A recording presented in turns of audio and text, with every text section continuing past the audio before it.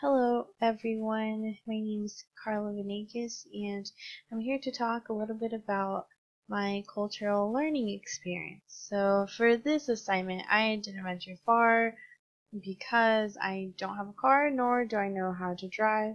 So I decided to experience a new recipe for my cultural learning experience. And I decided to do this because a high school friend of mine had told me a while back about an Asian market that was close, not too far from where I live. So that's what I decided to do. I went to go visit an Asian market in Riverside, and I mostly only needed to buy one thing, and that was rice paper because I decided that I wanted to make spring rolls. I looked up the recipe, and it was not hard at all.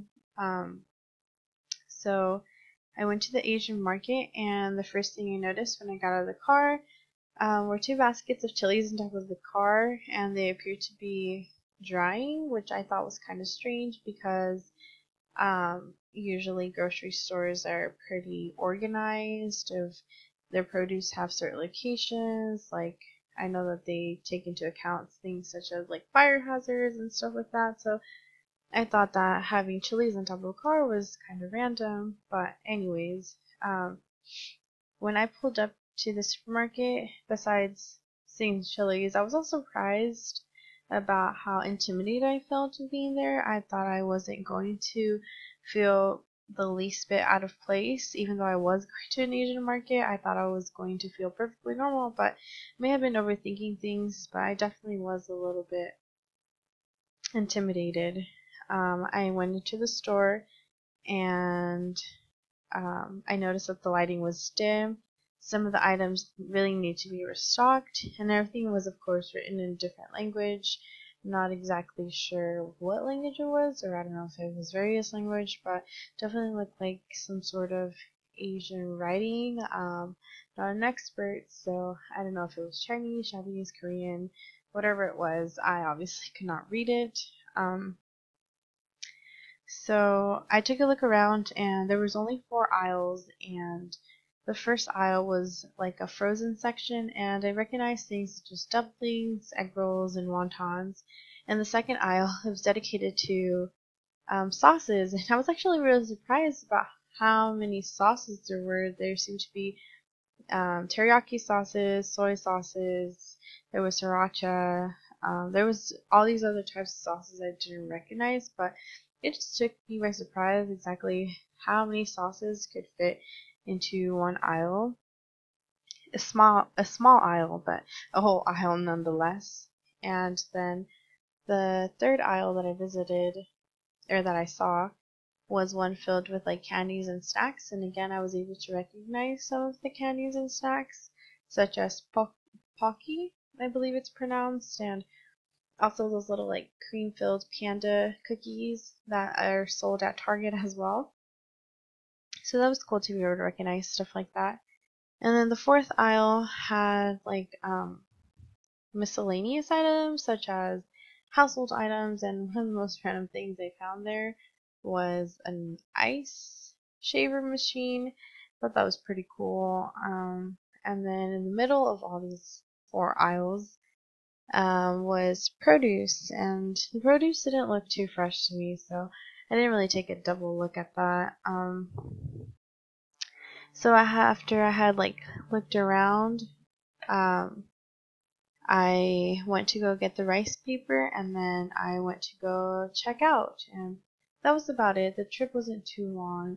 Oh yeah, I had to purchase some mochi ice cream because debit card was only accepted if it was a purchase of $5 or more, so I had to sacrifice myself and buy some mochi ice cream.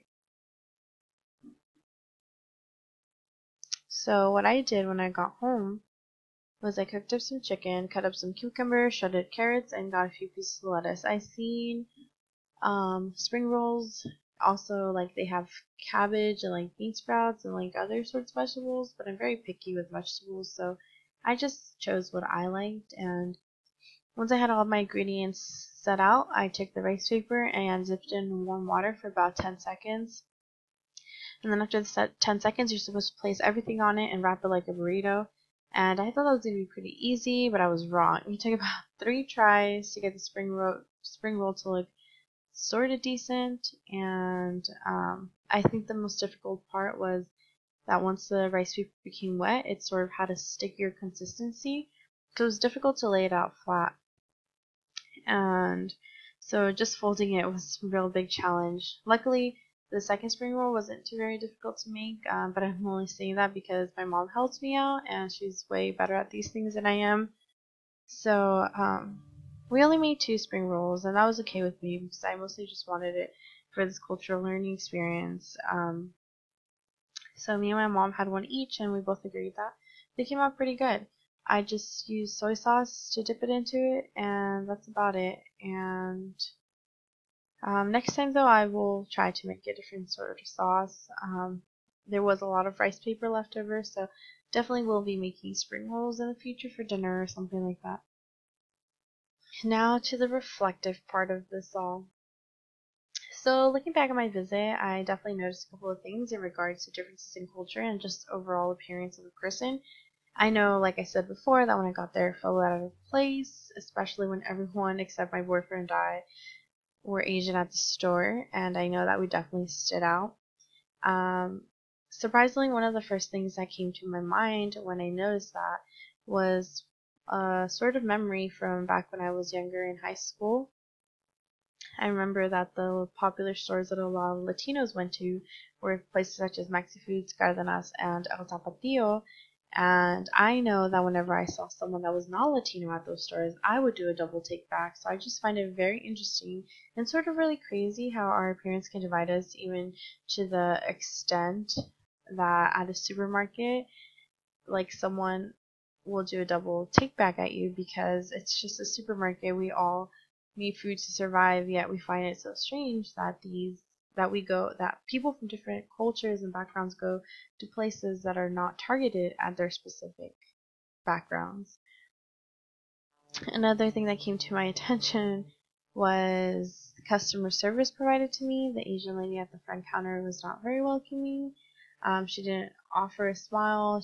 I asked her a question about purchasing something else to be able to pay with debit, and she just seemed kind of rude and just not very pleasant person. And now that I'm a little bit ashamed to admit this, but I thought about how certain Asians can be stingy and rude, and I know that I've encountered a couple of other Asian people that have been rude, such as at the yogurt shop Granny's, at a donut shop, and I know that at a sushi place as well. But I guess now looking back at it, it's kind of crazy to say that we pay attention to the stereotypes because I know I definitely come across people that are rude that are not just Asian and that work in the customer service field. So I know that was very wrong of me to think. So I do believe that diversity is key to helping people be more understanding of different cultures. And I know that having friends from different backgrounds has definitely helped me be more accepting and just be more comfortable around different things. I've been exposed to a lot of different types of food when it came to college, such as Thai food, sushi, and it's all been such a wonderful experience. And I think that our differences make us special, and they should definitely bond us closer, not tear us apart. And I felt surprised by how much one trip could really put things into perspective, but I guess that's just it with reflective thinking, putting things into perspective that you might not have otherwise noticed. Right here, we have a picture of me in front of the Asian market. I should have captured the chilies. They were on this side, somewhere on the car. And then right here are the spring rolls. This picture is not a very good one, but I can definitely say that this one came out a little weirder. It was thinner and just longer, and then this one was more spring roll shaped. And then here's the soy sauce, and it was very delicious. And like I said, I'll be making more soon. Thank you for watching and listening. Until next time.